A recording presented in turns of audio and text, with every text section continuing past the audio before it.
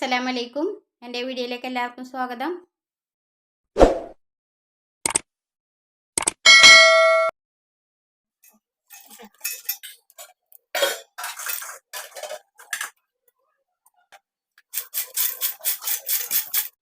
ഇനി ഞാൻ വന്നിട്ടുള്ളത് നേന്ത്രക്കായ എടുത്തിട്ട് അതുകൊണ്ട് ചിപ്സ് ഉണ്ടാക്കിയിട്ടാണ്. ഒരു 6 നേന്ത്രക്കായ ഞാൻ എടുത്തിട്ടുണ്ട്.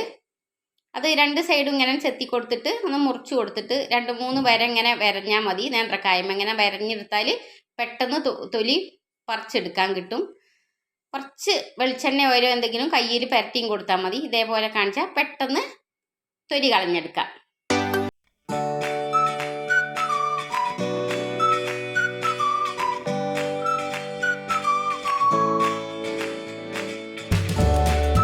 തൊലി കളഞ്ഞെടുത്തു. പിന്നെ പാത്രത്തിൽ വെള്ളമെടുത്തിട്ട് 2 ടീസ്പൂൺ ഉപ്പിട്ട് കൊടുക്കുക.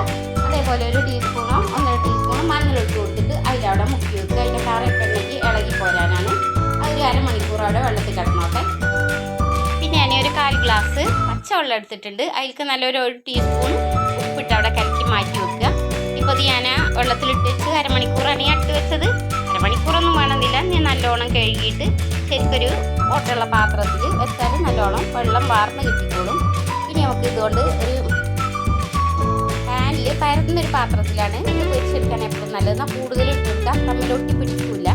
അപ്പോൾ ഞാൻ ഇതിലേക്ക് വെളിച്ചെണ്ണ ഒഴിച്ച് കൊടുത്തിട്ടുണ്ട്. വെളിച്ചെണ്ണ തന്നെയാണ് ഇതിൽ ടേസ്റ്റ്. എന്ത് പൊരിച്ചെടുക്കുമ്പോൾ നല്ല ടേസ്റ്റ് വരും വെളിച്ചെണ്ണയിൽ പൊരിച്ചെടുത്താൽ തന്നെയാണ്. അപ്പോൾ നല്ലോണം ചൂടായി കഴിഞ്ഞതിന് ശേഷം ആ നേന്ത്രക്കായ അതിലേക്ക് അങ്ങനെ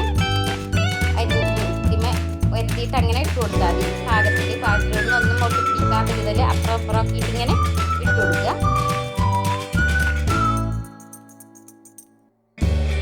ഓരോ നേന്ത്രക്കായ ഓരോ പ്രാവശ്യമായിട്ടാണ് ഞാൻ പൊരിച്ചെടുക്കുന്നത്.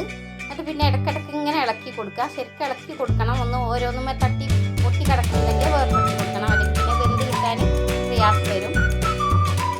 ഇനി ഞാൻ ഇതിലേക്ക് 1 ടീസ്പൂണ് ഉപ്പ് വെള്ളം ഇതിലേക്ക് ഒഴിച്ച് കൊടുക്കുകയാണ്. പൊട്ടിത്തെറിക്കും, ശ്രദ്ധിക്കണം.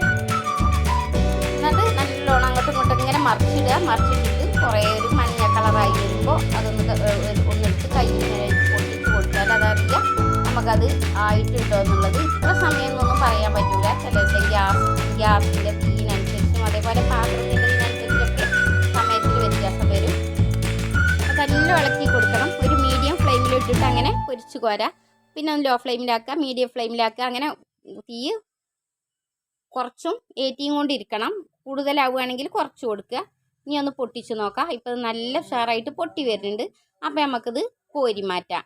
അതേപോലെ ബാക്കിയുള്ളതും 6 കൂടി പൊരിച്ച് കോരാം. 5 6 നേന്ത്രപ്പഴം എടുത്തിട്ടുള്ളത്.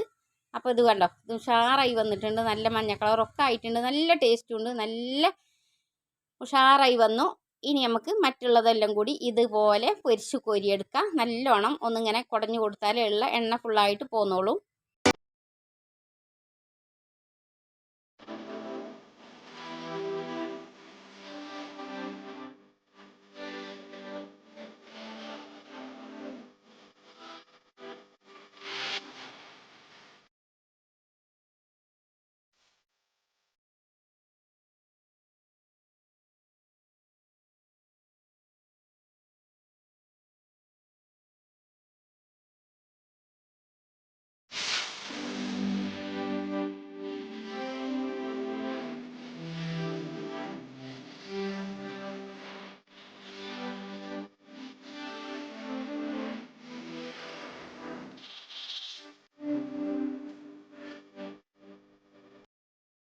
അപ്പം ഞാൻ അവസാനത്തെ നേന്ത്രക്കായും പൊരിച്ചു കോരി.